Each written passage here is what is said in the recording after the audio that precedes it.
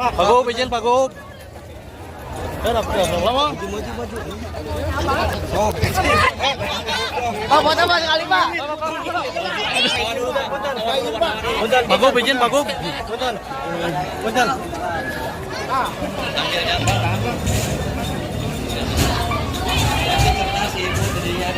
bener.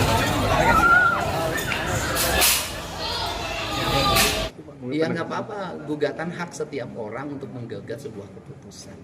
Tetapi kan sebagai gubernur, keputusan yang dibuat itu harus dibuat mengarah pada kepentingan masyarakat. Bagi saya nggak ada masalah hari ini saya digugat sebagai gubernur, tetapi saya sudah menyelamatkan 47.000 anak-anak Jawa Barat bisa bersekolah.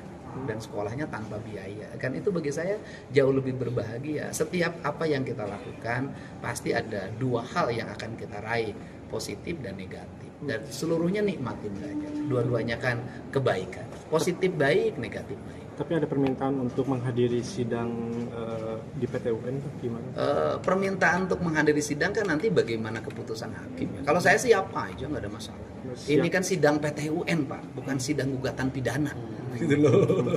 PT UN Pak, keputusannya adalah administrasi negara.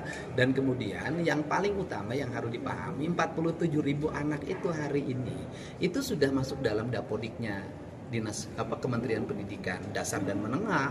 Mereka sudah menjadi siswa dan di situ tugas saya sebagai gubernur sudah saya tunaikan, yaitu memberikan ruang yang terbuka bagi anak-anak Jawa Barat untuk sekolah free terhadap fasilitas yang kami siapkan. Nah kemudian yang kedua, kalau dinilai bahwa kebijakan itu membuat sekolah swasta itu mengalami penurunan jumlah murid, kan dalam tren setiap tahun dalam statistik juga menurun. Terus kedua, jumlah sekolah swasta juga bertambah. Tahun ini tuh 67 bertambahnya. Kalau 67 misalnya satu sekolah buka 5 kelas, itu sudah berapa pengurangannya? Terus kemudian yang berikutnya sekolah swasta yang relatif bahasa kasar bonafit, elit, kan muridnya masih relatif cukup. Dan selama ini kan pemerintah Provinsi Jawa Barat itu kan memberikan perhatian relatif cukup. Sekolah swasta kan sama dapat BOS, kemudian sama dapat BPMU. Tapi kan kita juga melihat bahwa di akhirnya masih juga kan ada ijazah yang tidak diberikan. Walaupun sekarang sudah diberikan setelah diperjanjikan dengan BPMU yang dikeluarkan oleh Pemprov. Apa sih yang kita lakukan oleh pemerintah provinsi melindungi masyarakat? Yang kedua, yang harus menjadi bahan perhatian adalah hari ini misalnya saya mengucapkan terima kasih. Semua orang menyoroti saya, terutama kaum elit ya. Elit menyoroti saya. Tetapi harus diingat loh bahwa para elit ini, coba lihat APBD Jawa Barat ke belakang. Pertanyaan saya, kenapa ketika pemerintah provinsi tidak menganggarkan anggaran untuk bangun sekolah kok tidak dikritik?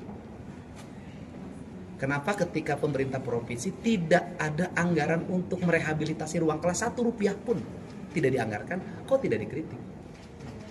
Kan kemudian kenapa juga ketika anggaran pendidikan lebih banyak digunakan untuk memberi alat-alat peraga, impor teknologi informasi komunikasi yang itu tidak begitu dibutuhkan dibanding ruang kelas, tidak dikritik. Dan sebenarnya kurva yang terjadi hari ini, membludaknya jumlah siswa di sekolah negeri adalah cermin pemerintah selama ini lambat dalam membangun sekolah.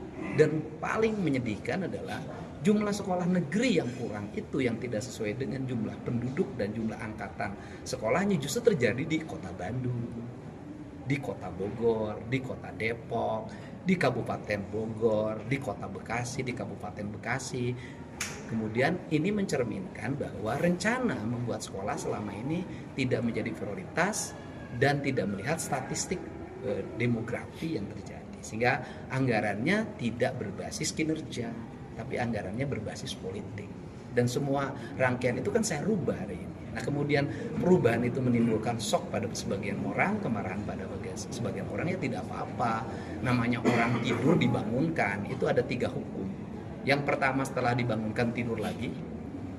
Yang kedua ketika dibangunkan marah. Yang ketiga dibangunkan bangun. Itu 3 hukum itu. Jadi saya anggap hari ini Jawa Barat para elitnya lagi menghadapi 3 hukum itu, tinggal mau ikut yang mana, ikut tidur lagi, ikut marah atau ikut bangun.